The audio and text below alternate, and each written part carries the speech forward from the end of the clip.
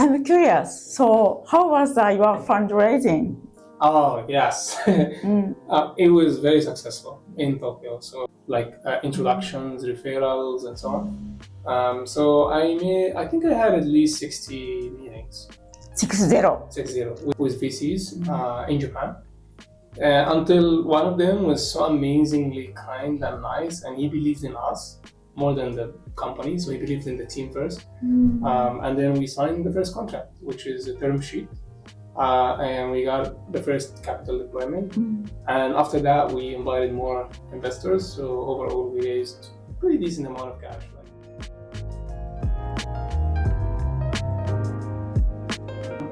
Could you please tell us the difference between xMap and other competitors? That's a very good question. I think we started in an amazing time where generative AI is taking on the planet.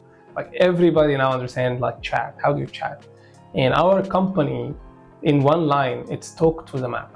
So our company is called xMap, and we present it in one line, which is AI on the map. So we allow you to talk to the map. So instead of you having to write, having to search, having to say, well, I want to do a lot of analysis to find what's the best location for me to open a new substation or gas station, or where should I advertise my product for the target customers. So we package our product with generative AI. These are our own models, where customers can just write a question and say like whatever it is in their mind, and then they can talk to the map. And that's our unique value proposition. So talk to the map. And I think that's a main unique advantage. When it comes to enterprise sales, we bring a lot of data sets out of the shelf. So when we work, for example, with government clients, or we work with huge enterprise customers, we have at least 120 data points, data sets that are so different that will bring so much value from day one. So it's not just a model, but we also bring data that will support those decisions. These two ones have been our core differentiation from GTM perspective. I see. So before xMap, if I am I don't know, the one person who work at convenience store chain or gas station chain, and then we want to find the new place. So previously, I had to do research. How did they research? Like finding a new place is such a painful process. It's very similar to finding a new house. So if you're thinking to relocate from your current place to somewhere in Tokyo, like you really want to know, okay, I'm going to live in Kichijoji, I'm going to live in Amitaka, I'm going to live in maybe East Tokyo more, or Central Tokyo, and you have so much constraints, so many. So what's your budget? And also how far is the place from your work? Maybe you have kids, you want to find the nearest daycare for your kids. Maybe they're in school, so you need to find a primary school. You need to search how good the primary school is, because you just don't want to go anyplace. So for an individual, and this is the most important decision you're going to do in your life, like finding out where to live is important, especially when you are complex, like you have a complex life. Corporates are exactly the same thing. Let's say they have already 10 gas stations and they want to scale 5 more. The decision to make a new place, if it's done wrong, it could lose $5 million for a place, because you're going to invest a lot of money to build that place. So like losing money just because you didn't do enough research doesn't seem like the right thing to do. And a lot of chains open and close. So they open in the wrong place, they realize, oh, our sales is not going so good. On average, if you have a gas station, for example, you expect to have 1,000 cars per day. So you expect to have 30,000 cars per month. And if you open in the wrong place, you might find yourself just having 500, which means half of the profit, which means like pretty much it's better to relocate, and that's a very expensive process. So in the past, all of this research happened by intuition, and it's also happened, it happens by intuition, which is we know the area very well, we're just going to go and look around and so on. And also happened by availability of land. Oh, this land is available, so okay, this is the only one available. But now, no, you can get a lot of information before you make that decision. And this information, what kind of footfall attraction is there? Is like a school nearby or a hospital nearby where people are going to come for that, and what kind of complementary services are nearby, and also how many cars are moving in front of that road for you. what's the competition? If there is like 20 gas stations in the same place, I mean, you shouldn't really open it there if there's not so much demand. So these are the kind of things we bring, and we bring it with AI. It means that when you click on a location, say like, okay, if I open in this place, we give you exactly how much money you make before you even make a decision. So we say like, if you open in this area, you will have 800 cars coming. But if you click on that point, we tell you that you will have 1,200 based on our AI, which pretty much tell you like minimize the risk to zero for you. I see, wonderful prediction. And also, okay, so I'm curious, as an xMap, how did you get such a data? Oh, that's the hardest point. That's the hardest point. It took us a year and a half. We can buy from Google. Can we buy? I mean, Google has a strong moat around data. They don't sell data. I see. And exactly, like that's the hardest point, which is most of those enterprises really want a lot of data, but they can't get it.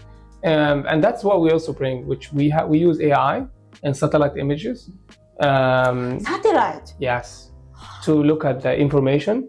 And we have AI to look at the satellite and extract as much information as possible from those satellites. And we have models that are crawling the internet, trying to collect signals. So how many people live in that area, and how many shops, what's the price of real estate, what's the disaster risk in this area, if there's flood or not. And every single signal point is used to increase the prediction accuracy. And this applies to so many industries. So we work with oil and gas industry for fuel retail. We also work with telecom company for optimizing the location of sites of telco towers. We work with insurance companies to say what's the actual like insurance premium should be on a specific house.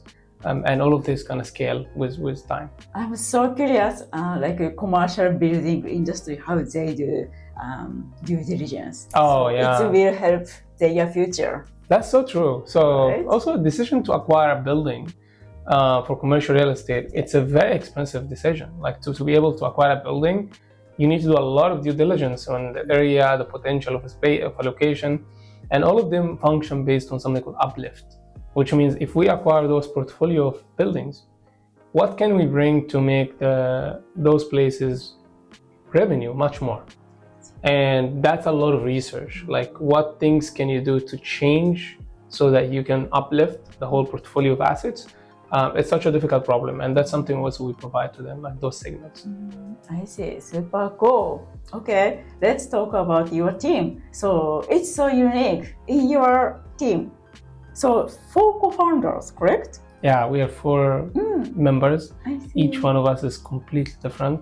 We have so different responsibilities. I think this is something we are so proud of, that we managed to have an environment where everybody is responsible for something and everybody is good at what he's doing. For all 4 of us, we don't really stress that much because every role and responsibility is separated, but we come together to help the company become like a much better company. I see. How did you meet your co-founders? Yeah, that's every one of them have a story. We were so good friends and very close. So. From Cairo? No, actually, we met all 4 of us met in Japan. Here? Yeah. So and I think the recent one of our co-founder I met in 2020. So it's 5 years ago, even way before I started the company. In pandemic time? Yeah, during the pandemic. You guys had a mask, right? I mean, we also had masks. No, we kind of know each other a very long time ago, and it was friendship, very close friendship, and we never had an idea that we're gonna work together. But then after we started having something I started having something that's being shaped. That's when we kind of joined forces. So our CTO is an amazing friend, and he used to work with me when I was on Rakuten, and also then he worked in few Japanese companies. And since this year, he's been with us, and we work together like on a daily basis. But I know him from 2018. Okay. And my friend and CEO, we also met in Japan in 2016. So like first when I just arrived, and then he left Japan, and we stayed in touch, and then we continued together. Cool. Yeah, but I found that it's really amazing to have a team that have a lot of strong trust between them, because like I wouldn't say experience, but something I always know that companies are broken down by conflicts. and wrong decisions. And that only happens when, again, there's not much like alignment, and there's not much, how to say, co-founders. It's like a marriage. So you really want to have people on the same page. Somebody might be like too fast, but everybody else knows and they support the speed. Somebody else might be better on like strategic thinking, and that's how you can complement each other. I'm curious. So, how was your fundraising?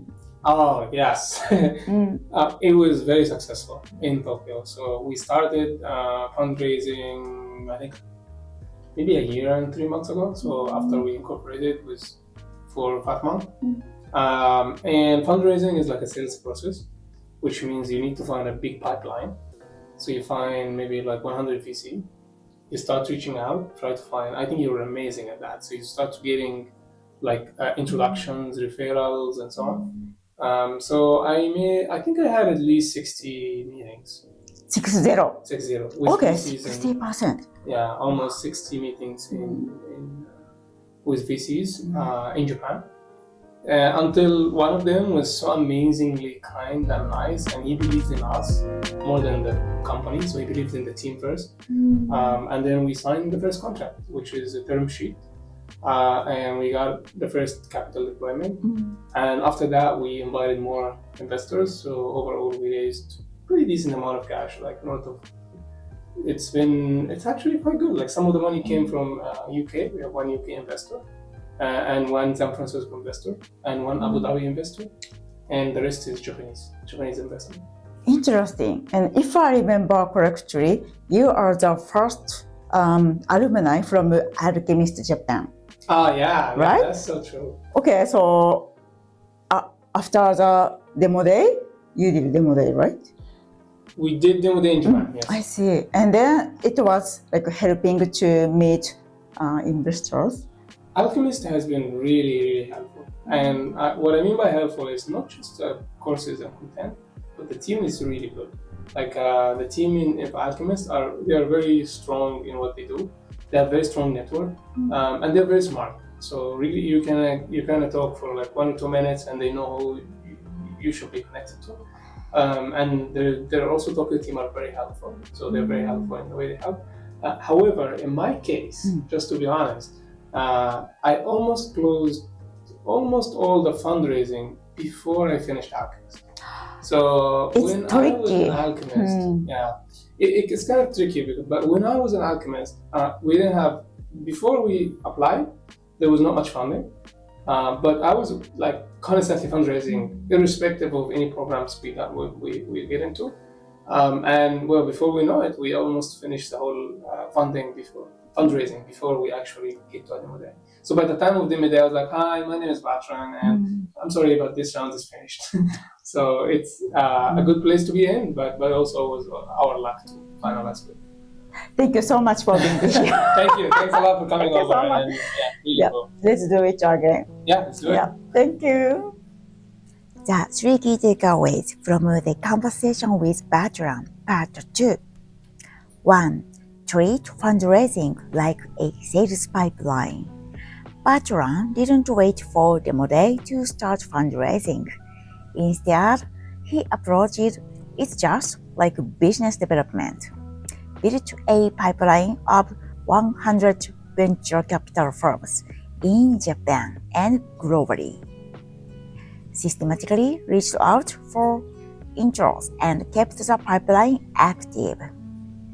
Held around 60 meetings before signing the first term sheet. Lessons: fundraising isn't just about pitch deck. It's a numbers game. Track it like sales and optimize for conversion. 2. From intuition to AI-driven precision. Before xMap, multi-million-dollar location decisions like opening retail stores or gas stations were based on intuition or land availability. xMap replaced guesswork with real data from satellite images, AI-driven web signals, and over 120 data points to improve ROI and minimize risks. Example: A gas station chain might open in a busy-looking area and only attract 500 cars per day. Far below expectation. With xMap, they can predict traffic before building and avoid costly mistakes. 3. Build traction before the pitch. Even before raising funds, xMap was already working with a Fortune 500 client, providing a profitable data-driven use cases, delivering a scalable SaaS plus customization hybrid model for enterprise. This gave Batran leverage. He wasn't pitching a vision, he was pitching a working business. Lesson: nothing sells like proof. Even a big customer validates your vision and reduce investor risk. Okay, thank you so much for watching our episode today. We hope this conversation will help your future and career. And if you have any questions or which you want me to do it, or some topics to interview or making videos, please send me DM via LinkedIn or YouTube. Okay, thank you so much. Bye bye. またね。チャオ。